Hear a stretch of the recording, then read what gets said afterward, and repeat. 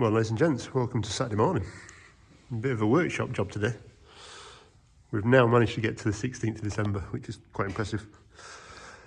As you can tell, we have a bit of space. Yeah, she moved. So, had a bit of an upgrade on last Tuesday. Well, Tuesday just gone. And we've actually changed lights out. So, if anybody remembers that lovely yellow light that we used to have in here, they've gone. The sodium lights have gone, replaced with 4 strip lights. To be fair, that sodium light had actually given out, so there was no light. So we end up with a real dark shadow in this corner, especially when I was trying to do that compressor the other week. So we put them in a bit farmer style. It definitely didn't involve a Sanderson and a bucket at all. So yeah, she's in a winter position for this winter now. That's it, done. Means I've got space here to do whatever I need, because the Land Rover needs servicing and anything with the tractors can get done. I could do with shifting that out really, a bit more space, but it'll do. But we do actually have something turning up today, which isn't mine. I've not bought it, but I'll explain when it turns up. So right, so we filled this space already, funnily enough. Literally just dropped it off, and it's a Kuhn GA4101 GM, whichever that means. Oh, she's there. I think it's 4.1 metres, and God knows what the letters mean, but anyway, so yeah, this just turned up, come out a bit, and the reason it's here is that it's the neighbour's rake. So the lad that I was leading corn for in the summertime with his Case International, the 5150, not 5150, it's the 5140. I always get it wrong. Anyway, basically we bought this from a sale it'd been last summertime. They tried it didn't work. So I've said since I've had a go with my twin rotor rake, would have a go with this. Basically what's happening is it's going round, but when it gets to the swath, what it's supposed to do is pick your grass up, bring it to the swath, and then flip the tine over, then carry on, flip down. And basically just goes round and round, trying to sweep grass in. But as it gets here, it's supposed to lift itself up. Well, in fact, it must be the other side. So when it comes round here, it lifts itself up to drop the swath, just nicely on that side. Well, these arms don't do that, because well, it's not supposed to do that. There's a couple of them that are doing the same. So I've always got a problem with the track and the ends of the track, or the ends of the arms that are in the track. So basically I'm going to strip it down and see what's happened. What I've got a feeling is the bits are in here, the wheels, the rollers that run in the cam have been sheared off. I'm hoping all the bits are stuck right underneath here, out the way. So yeah, we'll see. Going to try and have a go this afternoon with it and just see how we get on. Right, so we're making a bit of progress already, and I've got my lights on. Weirdly, you can't really tell too much because the sun's really come back out again. Anyway, so yeah, just getting started on this. I have actually undone that locking nut at the top. It's a nylock, but somebody's heated it to get it off, which basically I did same, or somebody had done the same to mine when they took it to pieces. But it's quite nice actually having it together this time and pulling it apart rather than like a big spaghetti junction jobby to do. So under these bolts out here, set those plates off, and as you can see, the arm's loose. So I'm hoping that this might just work its way out, and we'll see what's wrong with it, because that's the one that's got the wiggle on it, which is the main one that was worse than anything else. So, right, give me 2 minutes, I'll try and get it out. Right, so I can't actually get it out at the moment. There's a bearing stopping it coming through that gap. I was hoping that bit of space there might just allow it to give a bit more. Anyway, don't know how we're going to see into there, but I found the problem with that one. Right, let me just try and set you up a bit. Don't know how well you'll actually see that. It's quite hard to show you, but I'm actually able to turn this arm 360, and if you look in there, you will see the end's missing. The end is missing. Going round and round in circles like a teddy bear, because that big lump in the centre of the screen right at the back, can't see when enough, is part of it. Right, so we're getting somewhere.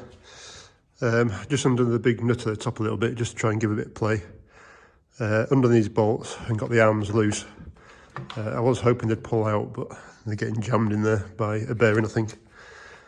Just between these two plates, so never mind. But I managed to slide them out the way, and this is the worst one of the lot because it had a wiggly line on. It just does a 360 by itself. Because, I'm not just seeing there, there's lots of stuff, and I mean a lot of stuff. On the end of that arm, there should be a bearing to run in the track, but there's nothing there, so yeah, looks like we're on for a full strip down now. So I need to take the headstock off really, get out of the way. There's only like 6 bolts, but I've got to try and lift it up and out of the way. Stabilise this somehow as well, and then yeah, we'll start ripping into it, I suppose.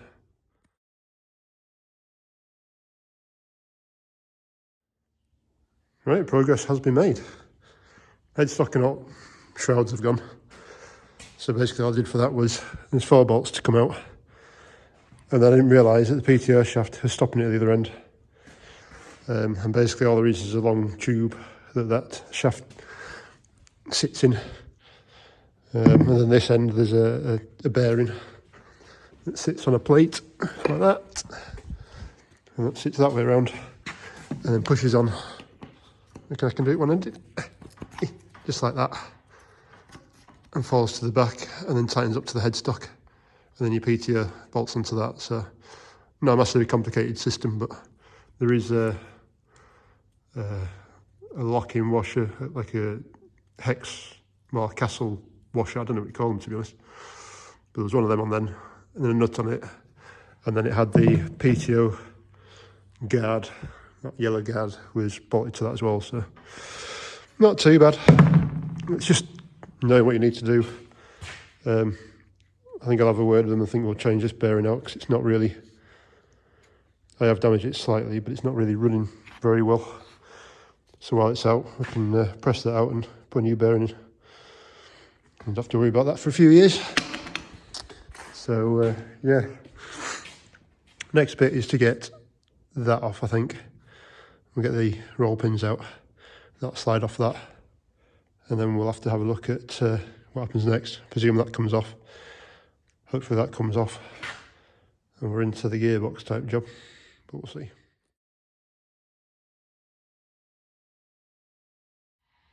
So we moved on again a bit more now. I've actually got the arms out, and well, that's almost how it's supposed to look, but with a roller on the end, and it's not really supposed to look like that with a big chunk off it. Let's see that very well in the light, but yeah, it's completely smashed that off. So yeah, when you look in there, look at all that finery. If I just stick my hand in and have a rub about, that'll be one of the rollers that's deceased. That'll be some more rollers that have deceased. There's a big bit in there somewhere. Oh, hang on, it's like fishing, and I hate fishing. Fishing sucks. Oh yeah, we got a good one. Yeah, there we go. That is that end. You can see the shape of it. So yeah, somebody's done a proper job. Oh, there's another piece there. Done a proper job on this. So well, there's all that in that corner still to come out yet. A whole lump of stuff, and it is quite sharp to be fair, but It's all just bearing caps and bits of the ends of them, so yeah, we'll have a scrub up. I just put kettle on, so I'll have a quick scrub up and probably take the arms out, rest them out. I have tried taking the top off, which is not budging, but I do have it blocks underneath as well, so yeah, it is kind of chocked up, so it shouldn't go too far. But yeah, we're having fun. Good morning, ladies and gents. Welcome to Saturday morning, and it's the 18th of December. As you can see, my rotor rake that's in, well, not mine, it's neighbour's, is in a million pieces.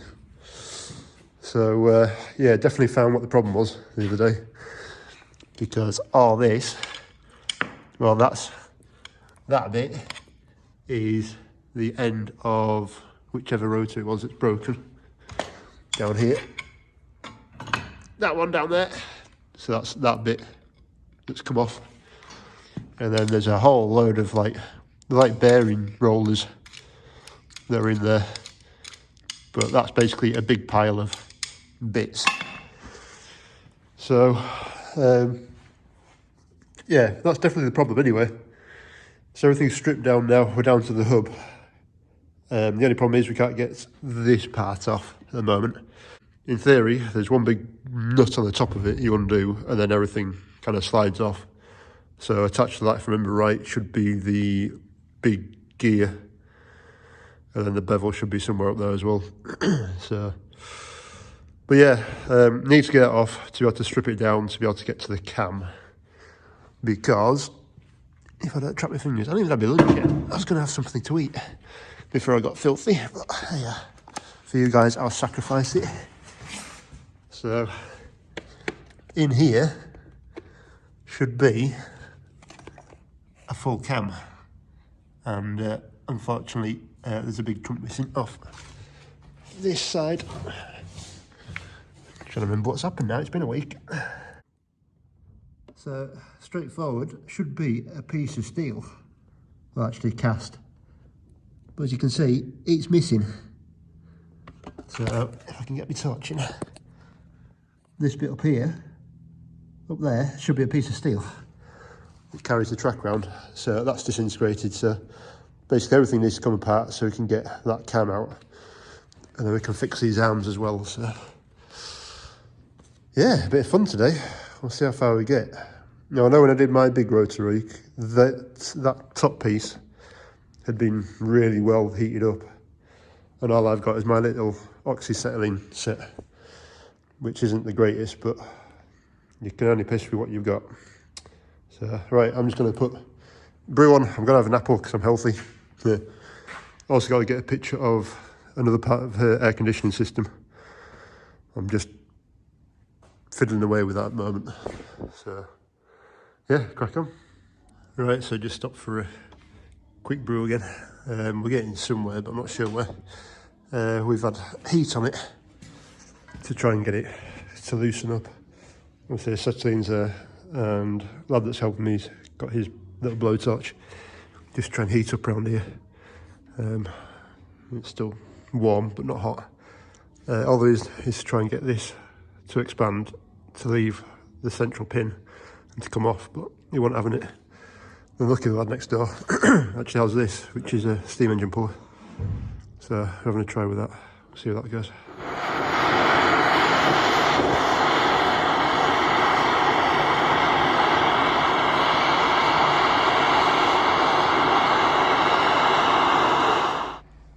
We're on Tuesday morning now, and we still haven't got far enough. So, left this overnight now. WD'd it, got the puller on it. Only problem is, under this casting there is the gearing, which is obviously the main drive for it, which I think I'm catching at the bottom with the ends of these. It shouldn't be too much of a problem, so I think they're bolted into that casting. The diagram doesn't really show that kind of stuff, but anyway, had this on yesterday, heated it up, braided it, nothing. So we've left it overnight. There does seem to be a gap forming down that side. Don't think you'll see it down there, but not really picking it up. So yeah, we're going to try it. Also might have to take it down for a press as well. Judd Damp Road's got a 50-ton press, so might have to take it to him to see if we can get it in. Only problem is, again, we need to try and lift it there upwards and leave that where it is. So. Anyway, Chris down there might have an idea. Chris knows more than me. So yeah. Right, so I guess I should do an update on this. It's now Wednesday, and yesterday I spent a whole day trying to get this apart, and it did not happen. So we'll get to that bit in a minute to tell the full story. Right. So yesterday I took it down to Chris and Richard's workshop, and Chris put the burner on it. As you can see, put a lot more heat in than what I could do with that little thing, and my mate's blowtorch. So yeah, really warmed it up. Had this on pallet tines, so the tines kind of went through underneath the edge of here, and underneath the saucer. And we had an aluminium piece on the top, and Chris smacked it about half a dozen times with, what, £8, £10, £8 or £10 sledgehammer. Not a thing. Put it into the press, not a thing. The only thing that moved was a bearing at bottom. And to be fair, it slipped out sideways more than anything. And we had about 10 ton on it out of a 50-ton press. So. Yeah, so, oh, we did actually quench it as well. After we braided it a few times with the big sledge, we ran it out with forklift and stuck a load of water out top to cool it down as quick as we could, but you could tell it's just not going to move. So we decided last night that probably the quickest and easiest way, because you could spend a couple of days heating and quelling it and heating it and quelling it.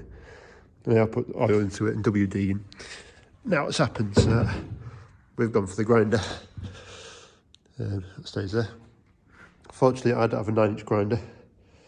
My mate's busy this morning, who's got a 9-inch grinder, but he's busy. The one on the estate, I cannot for the life of me get the diamond tipped cutting blade off it, so I'm stuck with that. And by the time I buggered around trying to fix the estate's one, I might as well just got on with this. And to be fair, the estate doesn't really use metal stuff, so they've just got a brick cutting diamond tip on it. So anyway, I've set off with this. I started last night cutting a few bits off, and then carried on today, so I'm kind of getting halfway, 2/3 of the way through, and then brain it off with hammer. Just try and save me a couple of minutes. So the theory being that once we cut this bottom bit off, it should be a straight shaft, so everything should then come off this way rather than going that way, as it's meant to be. I think up there is probably about that much steel on the main shaft that's holding it on, so trying to get heat to that's just going to be impossible. We're getting to the stage where we're going to break something, so I prefer to break what I need to break rather than what the press does. So yeah, we'll just carry on and see how far we get. I'm just going to have a brew now anyway, so we'll see how we get on. So just had a bit of lunch. I thought it'd be a good time just to show you what I've got up to. So finally, managed to get that casting off the top, which is why there's a million bits of steel. And you can see the state that I turned that into. So that was like that around there. And I've had to gouge and cut and smack and gouge and cut and smack just to get it out. So yeah, a million pieces there. Also this bearing had stuck as well, so there was behind that piece I cut off there was a washer, and then the bearing itself. I've had to cut down the side of the bearing race down here to get the ball bearings out to release that plate. So hopefully if I stick it there between my knees, God, I hope this works. Otherwise it's been a long time wasted. Oh, you beauty! Look at that. Right. Oh, now we're in. And you can see the damage on the cam track to turn it upside down there, but got all that missing. So there should be more of a track on this side. So all those bits disappeared under there, which is why I've had to stack it to pieces, because those arms won't roll around in that bit. So yeah, so we've got to get that off now, which is the inner race, and hopefully that comes off, but there could be a keyway on it, and then we can start breaking it down and hopefully getting somewhere, which would be nice. I should have been like this 2 days ago, but never mind, we're learning. Right, let's go play a bit more. Right, so after cutting everything apart and getting that dish off, the camshaft was an absolute pain in the ass. So let's get a big grinder out. Steve brought his big grinder out, so I had to cut it from both sides, and even then it wasn't going to come off the shaft very well. I don't even know what was holding it on. It was stuck. And it's a straight shaft, so it shouldn't be that much of a problem. Even with there's a keyway, but it runs from top to bottom through its centre there. You see it. So that wasn't a problem. Yeah, it's just odd, really odd. So anyway, I've just undone these ringer bolts. These are the bolts I didn't put Loctite on with mine when it went wrong for the second time. So yeah, I'll remember to do that this time.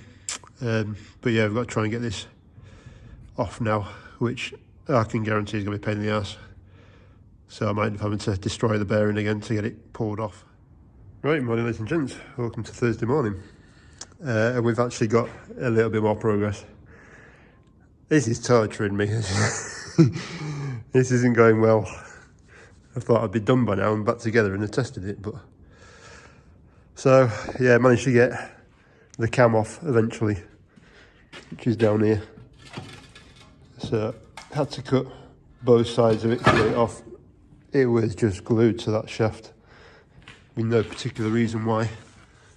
But anyway, got the cam out. That took us a couple of hours of brain and chiseling and grinding, all sorts. So yeah, got it off. I've got the crown wheel in some diesel, cleaning the rubbish off it, all the grease off it, to try and see, just make sure there's nothing wrong with that. Need to clean these sources up as well, those two. And probably that input shaft as well, which is the little cog. But they don't look too bad. So what I've got to do now is try and get... all I've got to do now is try and get that shaft out of that housing. So you can see how far the heat got in the other day. Just didn't quite get far enough, so we'll see. Might give it a go with my oxyacetylene. And then if that doesn't work, I'll take it down to Chris again. See if we can put it in the press. And maybe put some heat on it again. But we'll see. Oh, we've got success, finally. So I've just been down to Chris's workshop and pressed that pin out. So down there they've got like a 50-ton press. On the scale it said I was using about 10 tons of press. So not a huge amount of pressure, but more than what I was going to be able to do with, well, that. And it being a constant pressure as well helps it. So yeah, grand job. I did start off by heating it as well. You can see the colour difference around the bottom, down there. So just heat it up a little bit. Then on the pin itself, I don't know how well you'll see it, but it is actually quite black from all the heating we've done on it. But she was fairly well stuck in. So yeah, that's good news. So next step is to now start cleaning everything up. Make sure all the grease is out of it, because if there's any grease in there that's got shards of, well, metal in it, and it goes back into the rebuilt rake, it's not going to be any use. Put bearings out and jam teeth up and all sorts. So. But yeah, when you think that all that, which is a mixture of steel and grease, came out of that rotor, and then these are all the bits we've actually cut off the damn thing. It's quite impressive. I might just keep that pin and put it on the wall, just to be a memento of the pain. And then when we get to 1 million subscribers, we'll give it away as a free prize. And then I think it might have gone to scrap, to be fair. But yeah, so good news. I've just got to make sure I've put everything in the right order as well, because it does get a bit chaotic when there's two people trying to do stuff. Oh, I've also got to do these ends as well. The roll pins out of there, but I'll show you that after I've had a celebratory apple. My brew's there as well, so I'll just have that and then I'll get started again.